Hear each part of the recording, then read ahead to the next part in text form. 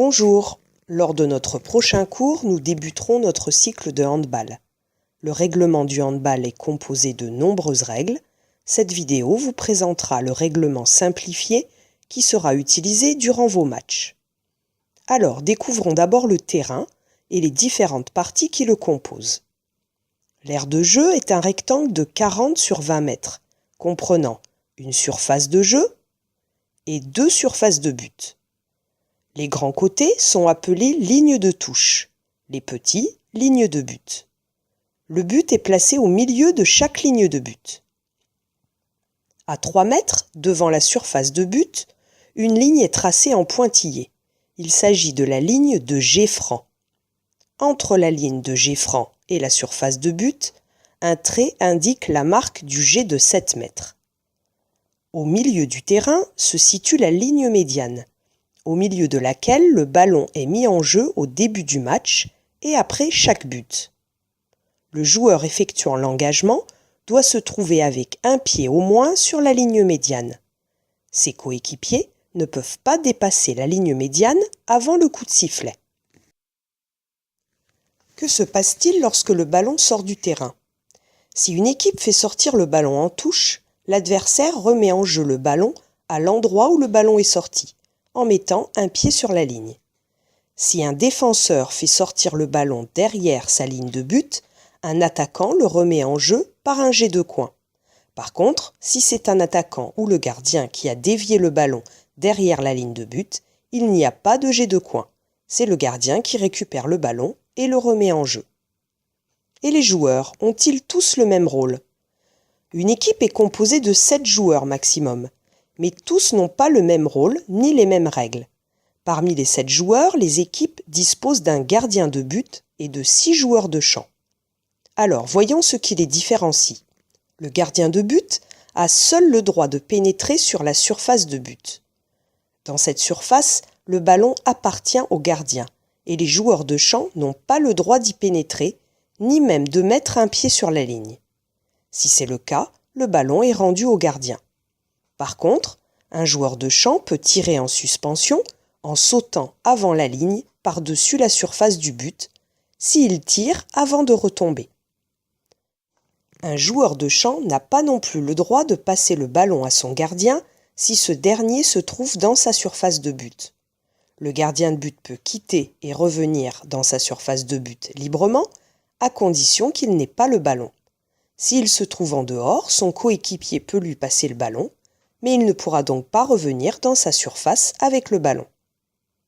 Le gardien peut arrêter le ballon avec n'importe quelle partie du corps, alors qu'un joueur de champ n'a pas le droit de jouer le ballon avec les parties du corps se situant en dessous de son genou, sauf lorsque le ballon a été lancé par un adversaire. Le joueur de champ ne peut pas garder la balle plus de 3 secondes, et il n'a pas le droit de faire plus de 3 pas s'il a la balle en main. Pour progresser avec la balle, un joueur de champ peut dribbler autant qu'il le veut. Mais s'il s'arrête de dribbler, il doit alors passer ou tirer. Il lui est donc possible de faire 3 pas, de dribbler, puis de refaire 3 pas avant de passer ou tirer. Le gardien de but, lui, n'est pas soumis à ces règles. Il est libre de ses mouvements dans la surface de but. Alors, voyons maintenant quelles sont les fautes à ne pas commettre sur mon adversaire. Au handball, aucune brutalité n'est permise. Il est interdit d'arracher le ballon au joueur adverse ou de frapper le ballon qu'il tient entre ses mains, de barrer son chemin avec les bras, les mains ou les jambes ou de le repousser, de le retenir, de le ceinturer, de le pousser, de se jeter contre lui en courant ou en sautant. Tu peux gêner ton adversaire, mais sans le retenir, ni le frapper, ni le pousser. Quand tu n'observes pas une règle, l'équipe adverse reçoit le ballon et le remet en jeu à l'endroit où tu as commis la faute. Ton équipe devra alors observer une distance de 3 mètres au minimum par rapport au ballon, jusqu'à ce que tes adversaires aient effectué une première passe. Si la faute est sifflée entre la surface de but et la ligne de jet franc, c'est-à-dire entre 6 mètres et 9 mètres, le ballon sera remis en jeu derrière la ligne de jet franc. Pour cela, toute l'équipe attaquante devra également se positionner derrière la ligne de jet franc jusqu'à ce qu'une première passe soit effectuée. L'équipe en défense, elle, devra donc se positionner sur la ligne des 6 mètres pour respecter la distance des 3 mètres. Si en commettant une faute, tu empêches manifestement l'équipe adverse de marquer un but, par exemple en tenant le bras de ton adversaire lorsqu'il tire, son équipe aura le droit à un penalty. Un joueur de l'équipe adverse viendra alors se placer sur la marque du jet de 7 mètres et devra tirer au but après le coup de sifflet de l'arbitre. Aucun joueur, ni les attaquants ni les défenseurs, n'auront le droit de rentrer dans la zone des 9 mètres avant que le joueur n'ait tiré. Alors, comporte-toi toujours en joueur fair-play et agréable, que ce soit avec tes adversaires, tes partenaires ou l'arbitre, et ne mets jamais en danger ton adversaire.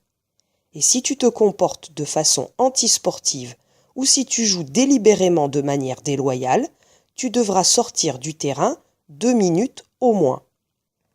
Voilà, cette vidéo explicative est terminée et il ne me reste plus qu'à vous donner rendez-vous à votre prochain cours.